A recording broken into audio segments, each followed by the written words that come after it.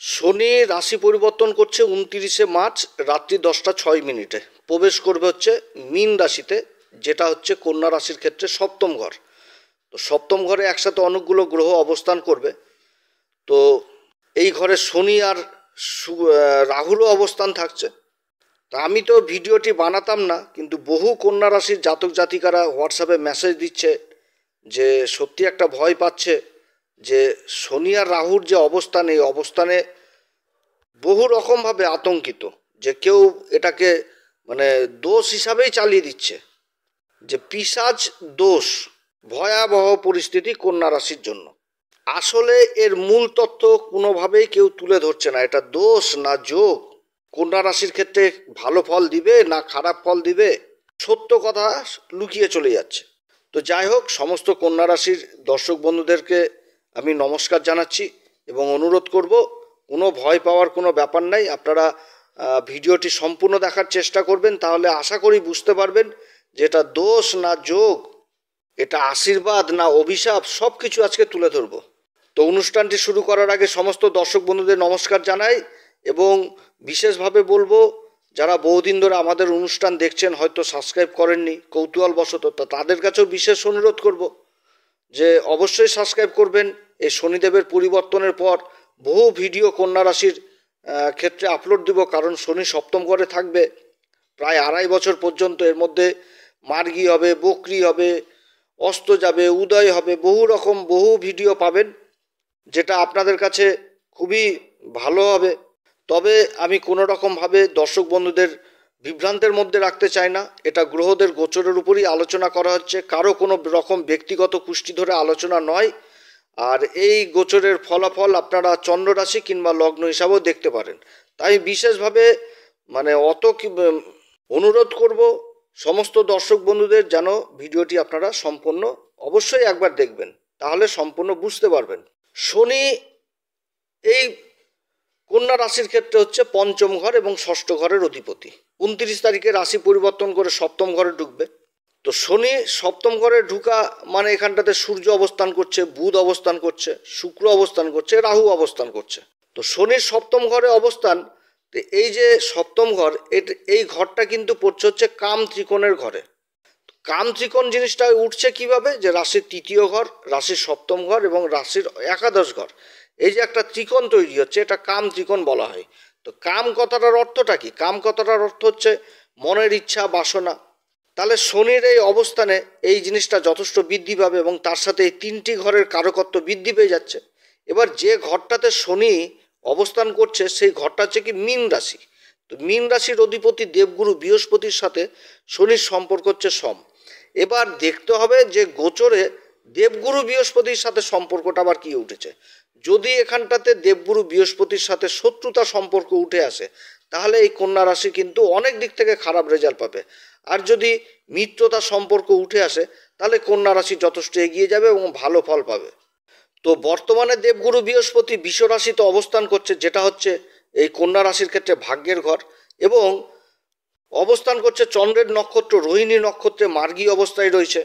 তারপরে 11ই এপ্রিল দেবগুরু বৃহস্পতি আবার নক্ষত্র পরিবর্তন করে নেবে, মৃগশিরা নক্ষত্র অবস্থান করবে এই ভাগ্যের ঘরে। অপরদিকে এই সপ্তম ঘর মীন রাশিতে আবার শুক্রদেব অবস্থান করছে। তো শুক্রদেব উচ্চ অবস্থায় রয়েছে, তাহলে দেবগুরু বৃহস্পতির সাথে এখানটাতে স্থান পরিবর্তন হয়ে গেল। তাহলে এইখানটাতে একটা মিত্রতার সম্পর্ক উঠে আসলো, গভীর মিত্রতার সম্পর্ক উঠে গেল। এবং শুক্র যে সপ্তম ঘরে অবস্থান করছে, এই সপ্তম ঘরে অবস্থান করার দরুন মালব্য নামক পঞ্চ মহাপুরুষ রাজযোগ তৈরি হলো এবং শুক্রের রাশির উপর দৃষ্টি পড়ছে, তাহলে রাশিটা বিশেষভাবে প্রভাবিত হলো। শুক্র মালব্য নামক পঞ্চ মহাপুরুষ রাজযোগ তৈরি করে রাশির উপর দৃষ্টি দিচ্ছে, তাহলে কি হচ্ছে, রাশিকে আকর্ষণের দিক থেকে যথেষ্ট বৃদ্ধি করছে, সৌন্দর্যের দিক থেকে যথেষ্ট বৃদ্ধি করছে, আকর্ষণের কেন্দ্রবিন্দু করছে। তাহলে এই পরিবর্তনটা সব থেকে ভালো। এবার এই ঘরে বুধ অবস্থান করছে। বুধ হচ্ছে রাশির অধিপতি, যেরকম সেরকম আবার কর্মের ঘরের অধিপতি সপ্তম ঘরে অবস্থান করছে। এবার বুধ মীন রাশিতে অবস্থান করছে, তাহলে বুধের নিচ অবস্থা হলো, কিন্তু শুক্র যেহেতু উচ্চ অবস্থায় রয়েছে, তাহলে বুধেরও কিন্তু নিজভঙ্গ হয়ে গেল এবং বুধ কিন্তু তার এই নিজভঙ্গ অবস্থায় নিজের মূল ত্রিকোণ রাশি এই কন্যা রাশির উপর দৃষ্টি দিচ্ছে, অর্থাৎ নিজের রাশিকে নিজেই দেখছে। তাহলে এখানটাতে যথেষ্ট ভালো ফল পাচ্ছে। এবার রাহু অবস্থান করছে, রাহু আর শুক্রের জুতিতে কি হচ্ছে, একটা লম্পট যোগ তৈরি হচ্ছে, একটা চারিত্রিক জিনিস উঠে আসছে। তবে চারিত্রিক দিক থেকে খারাপ জিনিস থাকলে এই জুতি আবার ধন সম্পত্তির দিক থেকে ভালো, আকর্ষণের দিক থেকে আরো বৃদ্ধি করে দিবে, একটা ভৈব্য আকর্ষণ তৈরি করবে এই কন্যা রাশিদের ক্ষেত্রে। সবসময় ভালো জিনিস, ব্র্যান্ডেড জিনিস, এই সমস্ত দিকে যথেষ্ট খেয়াল যাবে। শুক্র হচ্ছে কি প্রতিভার কারক, শুক্র হচ্ছে আকর্ষণের কারক, শুক্র হচ্ছে কি ঐশ্বর্যের কারক, ধন সম্পত্তির কারক। দেবগুরু বৃহস্পতির সাথে এর পরিবর্তন যোগ হয়ে গেছে। বুধ অবস্থান করছে, বুধ হচ্ছে ম্যানেজমেন্টের কারক, বুধ হচ্ছে বাণীর কারক, ব্যবসার কারক, চতুরতার কারক। এবং সপ্তম ঘরে বুধ আর এই শুক্র হচ্ছে অতি বিশিষ্ট কারক গ্রহ। এবং বুধ আর শুক্রের দ্বারা এখানটাতে যেরকম মালব্য পঞ্চম মহাপুরুষ রাজযোগ তৈরি হচ্ছে, সেরকম তৈরি হচ্ছে লক্ষ্মীনারায়ণ যোগ, সেরকম তৈরি হচ্ছে নিজভঙ্গ রাজযোগ। এতগুলো ভালো ভালো যোগ। তারপর আবার দেবগুরু বৃহস্পতি ভাগ্যের ঘরে অবস্থান করে রাশির উপর দৃষ্টি দিচ্ছে, রাশির উপর আবার কেতু অবস্থান করছে। তাহলে কন্যা রাশি তো সম্পূর্ণ এবার অ্যাক্টিভ হয়ে গেছে, সব দিক থেকে ভালো কন্যা রাশি, কোনো জায়গাতে খারাপ দেখা যাচ্ছে না।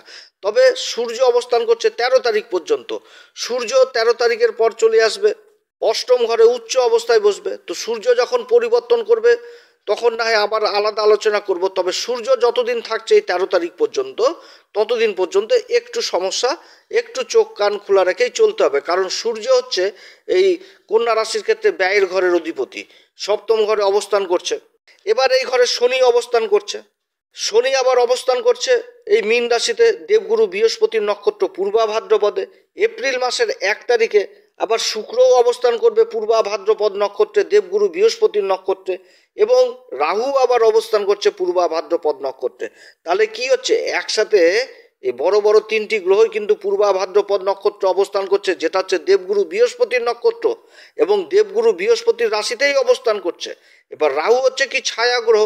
তাহলে রাহু এখানেতে কোন গুণটাকে প্রকাশ করাবে, রাহু সবার প্রথমে যে ঘরে অবস্থান করছে মীন রাশিতে, তাহলে গুরুর সমান একটা বল, মানে গুরুর সমান স্বরূপ ধারণ করবে, গুরুর বলে বৃদ্ধি করে দিল।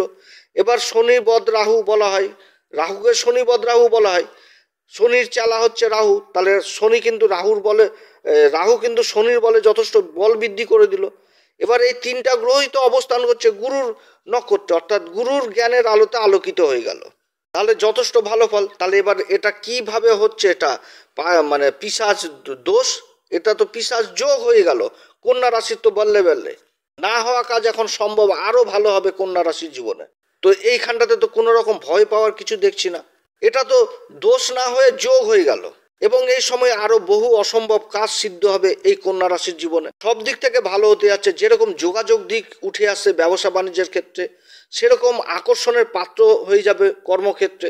এবং শনি যে অবস্থান করছে, শনি হচ্ছে কি অনুশাসন প্রিয়, শনি হচ্ছে কি ধীর গতিতে চলা গ্রহ, শনি হচ্ছে কর্মের কারক।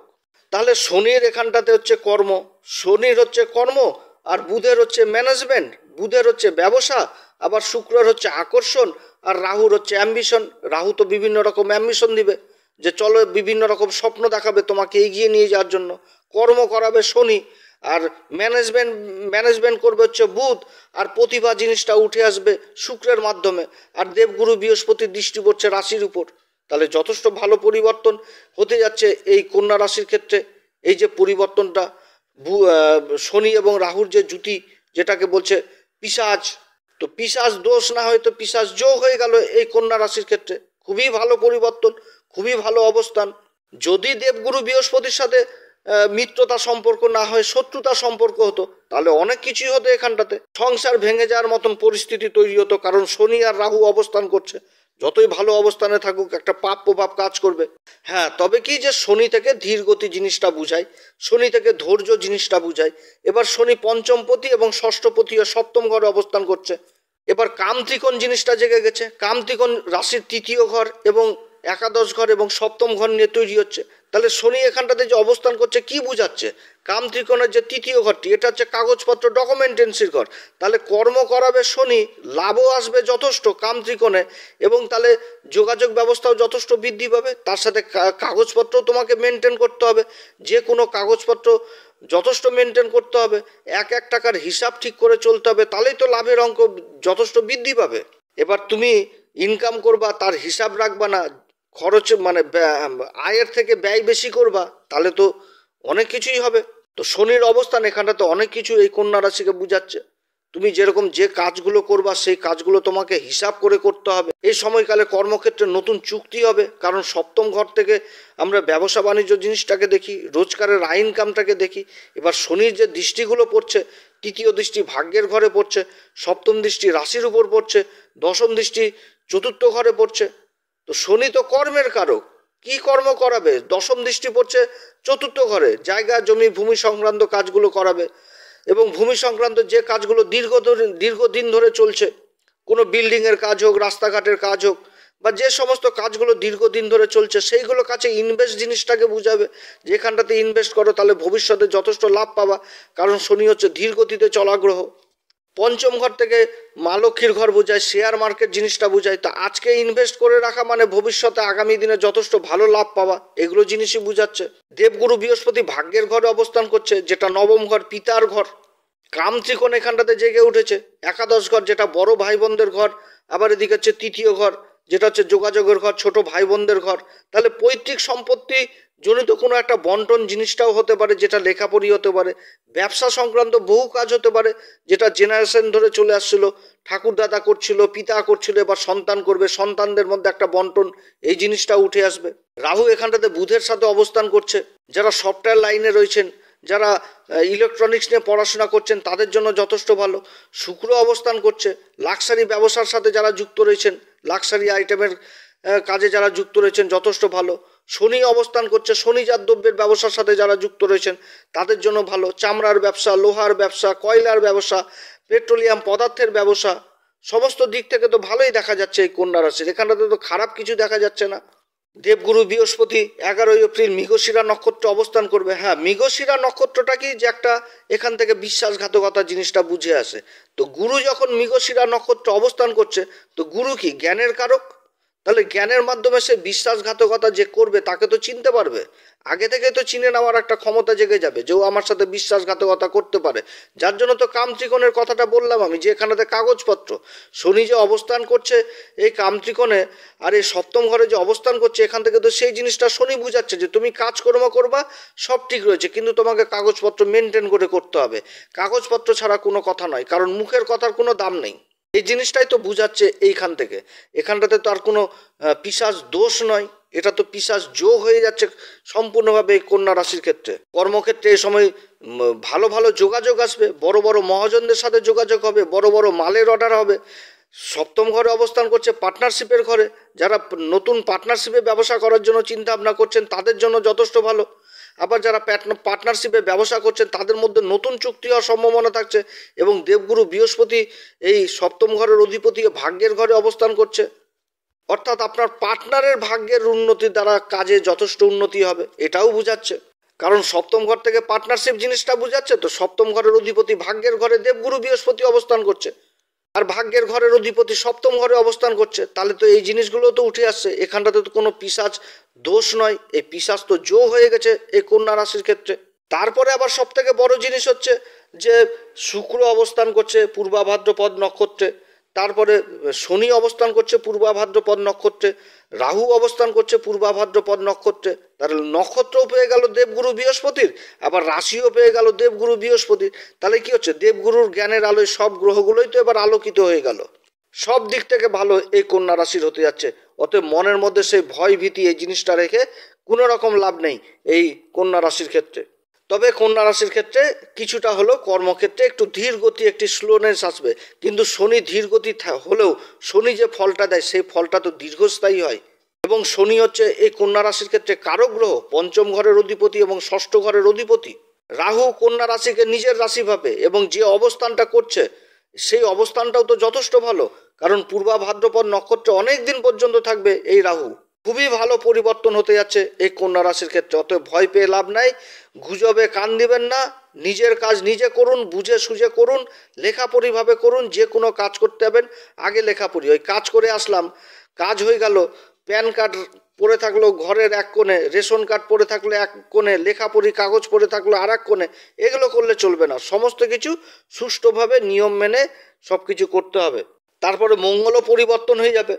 মঙ্গলও প্রবেশ করবে কর্কট রাশিতে 12 এপ্রিল থেকে। মঙ্গল আবার পুষ্যা নক্ষত্র অবস্থান করবে লাভের ঘরে, এই যে মঙ্গল অনেক দিক থেকে ভালো হচ্ছে। তো যাই হোক, সে সময় আবার বিশেষ আলোচনা করবে। তবে বর্তমানে যে একটা মানে পিশাচ দোষ নিয়ে সবাই একটা গুজব ছড়াচ্ছে কন্যা রাশির ক্ষেত্রে, এখানেতে কোনো রকম ভয় পাওয়ার কোনো কারণই দেখতে পাচ্ছি না। তবে নিজের চারিত্রিক দিক থেকে যথেষ্ট খেয়াল রাখতে হবে, কারণ রাহু তামসিক গুণটাকে প্রকাশ করাবে, আর শুক্র সুখভোগ জিনিসটাকে প্রকাশ করাবে, আর বুধ এখানটাতে পড়ে যাচ্ছে, বুধের সাথে রাহুর একটা জড় যোগ তৈরি হচ্ছে। তবে যে যোগগুলো তৈরি হচ্ছে সেটাও কিন্তু খুব খতরনাক যোগ, খুব ভালো যোগ। কারণ শনির সাথে শুক্রের যখন জুতি তৈরি হয়, তখন জ্যোতিষশাস্ত্র বলে যে যত কর্ম করবে তত লাভ পাবে। এখানেতে একাধিক যোগ তৈরি হয়ে গেছে। পরিবর্তন যোগ হয়েছে দেবগুরু বৃহস্পতির সাথে, শুক্র শনির জুতি তৈরি হচ্ছে, শুক্র রাহুর জুতি তৈরি হচ্ছে, তারপরে বুধ শুক্রের জুতিতে তৈরি হচ্ছে লক্ষ্মীনারায়ণ যোগ, নিজভঙ্গ রাজযোগ, মালব্য নামক পঞ্চমহাপুরুষ রাজযোগ, কতগুলো যোগের কথা বললাম। এতগুলো যোগ তৈরি হচ্ছে এই কন্যা রাশির ক্ষেত্রে। যাই হোক, ওগুলো ভয় পাওয়ার কোনো কারণ নেই। এই সময়কালে অবশ্যই হনুমান চল্লিশা, বজরংবাণ ইত্যাদি পাঠ করবেন শ্রীরাম সীতার প্রণাম মন্ত্র সহকারে, এবং প্রতি মঙ্গলবার করে বজরংবলীর দর্শন করবেন, এবং বজরংবলী বাবার পূজার কাজে জটা আলা নারকেল দিবেন। তো যাই হোক, কোনো রকম ভয় পাওয়ার ওরকম কোনো ব্যাপার নেই। আর একটা কথা, আমি তো আলোচনা করে গেলাম, এবার দেখা গেলো যে গ্রহগুলোকে নিয়ে বললাম সেই গ্রহগুলোই খারাপ হয়ে বসে রয়েছে, তাহলে কিন্তু ভালো জ্যোতিষীর পরামর্শ নিতে হবে। আপনারা অবশ্যই আপনাদের আশেপাশের কোনো ভালো জ্যোতিষীর অবশ্যই পরামর্শ নেবেন। যাই হোক, অনেক কথা আলোচনা করলাম, ওরকম কোনো ভয় পাওয়ার কিছু ব্যাপার নেই, এগুলো উপাচার করবেন। আর যদি ওরকম অসুবিধা হয়, আমাদের হোয়াটসঅ্যাপ নাম্বার দেওয়া রয়েছে, আমাদের সাথেও যোগাযোগ করতে পারেন। আমাদের সাথে যোগাযোগ করতে হবে এর কোনো ব্যাপার নাই, আপনাদের আশেপাশেও ভালো লোক রয়েছে, তাদের সাথেও যোগাযোগ করতে পারেন। তবে আমাদের সাথে যোগাযোগ করলে শুল্ক লাগু থাকবে। কোনো রকম টেনশনের কোনো ব্যাপার নাই, গুজবে কান দিবেন না, এটা পিশাচ দোষ না, এটা পিশাচ যোগ। এই কথাই বলছি, এটাই শেষ কথা। আপনারা সবাই ভালো থাকেন, এরপরে আবার আসবো, আবার নতুন নতুন ভিডিও কন্যা রাশির সম্পর্কে আপলোড দেব। আপনারা সবাই ভালো থাকেন, ঈশ্বর আপনাদের সবার মঙ্গল করুক। নমস্কার, ধন্যবাদ।